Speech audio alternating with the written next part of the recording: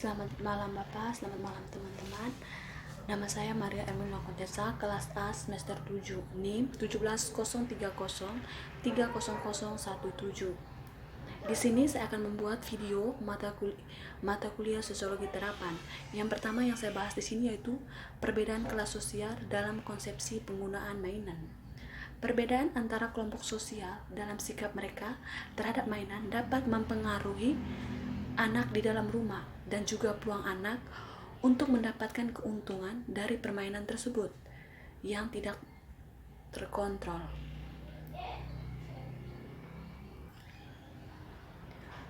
Jika benar itu, banyak anggota kelas pekerja tidak berbagai prioritas tertentu dan konsep di atas yang mereka dasarkan, maka anak-anak mereka mengabaikan konsekuensinya. Perilaku adanya konsep seperti itu, yaitu kemungkinan peningkatan skor kemampuan terukur.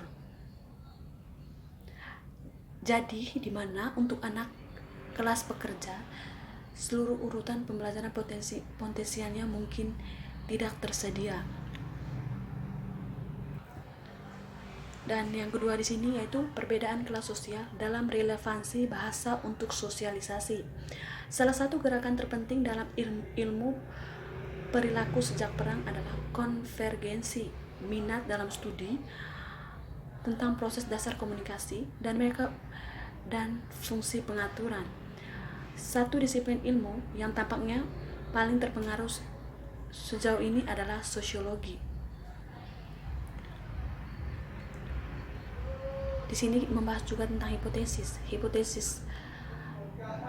Hipotesis diturunkan dari Bernstein tahun 1966 dan 1972 harus diuji. Pertama yaitu baik kelas menengah maupun kelas pekerja akan lebih menekan pada penggunaan bahasa dalam aspek sosialisasi antara pribadi daripada penekanan yang ditempatkan di atasnya.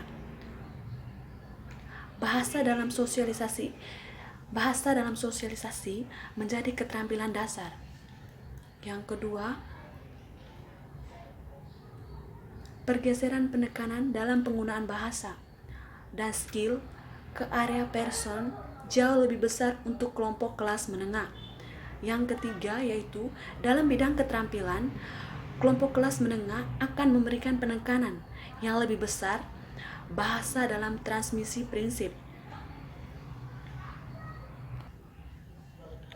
di mana di sini juga analisis tingkat dan jenis diskriminasi di pihak kelas menengah dan ibu kelas pekerja memberi kita alasan yang masuk akal untuk percaya bahwa pengkalan tersebut prosedur dan pernyataannya sesuai. Dan di sini juga membahas tentang kelas sosial, kelompok nominal, dan referensi. Dalam tulisan ini bermaksud untuk menunjukkan bagaimana tuturan anak usia 5 tahun kelas menengah dan orang tua kelas pekerja berbeda dalam pilihan yang mereka ambil dalam kelompok nominal. Penyelidikan ini adalah bagian dari penelitian umum, unit penelitian sosiologi, hubungan antara latar belakang sosial anak dan penggunaan bahasa mereka. Di mana di sini juga sampel anak-anak dipilih dari 2 wilayah yang secara geografis terpisah. Seperti di London, satu berisi sebagian besar populasi kelas pekerja, yang lainnya kelas menengah. Di mana anak-anak diwawancarai secara individu setelah mereka berada di sekolah selama 3 minggu. Dan di sini juga membahas tentang kelompok nominal. Kelompok nominal sebagaimana didefinisikan dalam skala dan tata bahasa kategori biasanya beroperasi sebagai subjek atau pelengkap dalam klausa dan berisi 3 bagian. Pertama, kepala yang adalah wajib dan biasanya terdiri dari kata benda atau kata ganti, meskipun bagian lain dari pidato mungkin terjadi di sana. Kedua, setiap kata atau kata-kata yang muncul dalam kelompok dan sebelumnya kepala dikenal sebagai pengubah, sedangkan ketiga yang terjadi setelah kepala disebut kualifikasi. Dan di sini juga yaitu membahas tentang konsep referensi. Makalah baru-baru ini oleh kolega Holiday membahas konsep referensi dan kohesi di dalam antara klausa dan kalimat dalam Inggris. Singkatnya, kohesi naratif biasanya dicapai dengan penggunaan item gramatika yang merujuk ke belakang atau ke suatu yang telah disebutkan. Dan di sini juga membahas perbedaan kelas sosial dalam ekspresi ketidakpastian pada anak usia 5 tahun. Hasil penelitian ini mendukung hipotesis yang berorientasi pada penggunaan ekspresi ketidakpastian lebih terkait erat dengan kelas sosial daripada kemampuan verbal. Selain itu juga, orientasi ini telah terbukti, di mana sebagai fenomena kelas menengah akan menyarankan bahwa orientasi untuk menggunakan ekspresi tersebut terkait dengan pengalaman anak dalam sosialisasi. Seperti yang kita lihat di sini, di mana dalam karya Bernstein tentang sosialisasi menekan bahwa bentuk-bentuk sosialisasi yang mungkin dialami oleh anak kelas menengah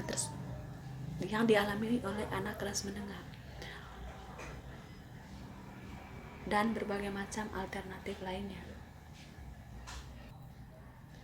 di mana prosedur seperti ini kemungkinan besar akan mendorong anak menjadi fleksibel dalam berpikir, tetapi juga cenderung menimbulkan kecemasan pada anak. Terus yang lain di sini membahaskan diskriminasi perspektual dan verbal, penggunaan kode yang rumit dan terbatas. Seperti yang dikemukakan Bernstein, hubungan antara keanggotaan yang bekerja sebagai kelas dan kurungan kode terbatas adalah kontingen daripada perlu, sehingga itu penting untuk memeriksa kemungkinan menggunakan ukuran yang lebih langsung dari elaborasi tersebut, baik dengan pemanfaatan kontrol psikologis sosial yang sesuai di dalam kelas sosial, atau dengan pemeriksaan langsung dari sampel bahasa yang sesuai diambil dari anak-anak sekaligus dalam kelas. Dan di sini juga fitur kedua yang umum pada penelitian sebelumnya yang merujuk pada penggunaan bahasa sampel yang diperoleh dalam situasi yang relatif tidak terstruktur dari diskusi kelompok, esai, dan penulisan surat. Bahasa yang dihasilkan hanya dibatasi oleh topik umum ditawarkan, mode komunikasi, dan psikologi sosial situasi. Tidak ada jawaban singkat yang benar atau salah misalnya. Dan di sini juga kita membahas tentang kelas sosial dan bahasa kontrol anak-anak pada usia 5 dan 7 tahun. Secara umum, penelitian menunjukkan bahwa orang tua kelas menengah memberikan lebih banyak kehangatan dan lebih cenderung menggunakan alasan isolasi, menunjukkan kekecewaan dan tuntutan yang menimbulkan rasa bersalah dalam mendisiplinkan anak mereka. Di mana juga orang tua di sini mereka juga lebih cenderung seperti itu. Di mana orang tua mereka lebih cenderung seperti itu tentang tuntutan perhatian dari anak, perilaku seks, agresi kepada orang tua, tata krama,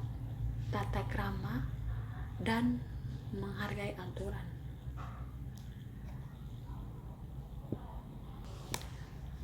Dan di sini juga membahas tentang referensi tidak eksplisit.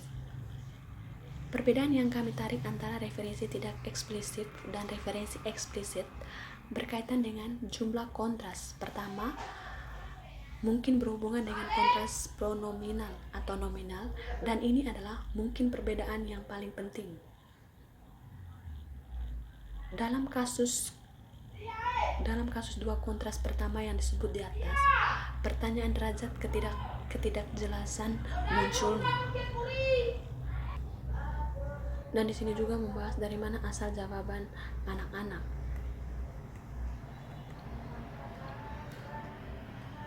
Perkembangan awal telah dilacak oleh Lawton 1968 yang menggambarkan bagaimana pertanyaan tentang teori dapat diatur pada berbagai tingkatnya yang berbeda: analisis sosiologis, sosial psikologis, psikologis linguistik, atau antara tindakan. Di mana dalam studi ini kami fokus pada apa yang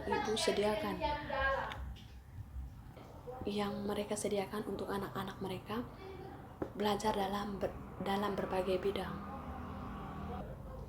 Intinya di sini tadi yaitu dalam sistem penggunaan bahasa terutama diarahkan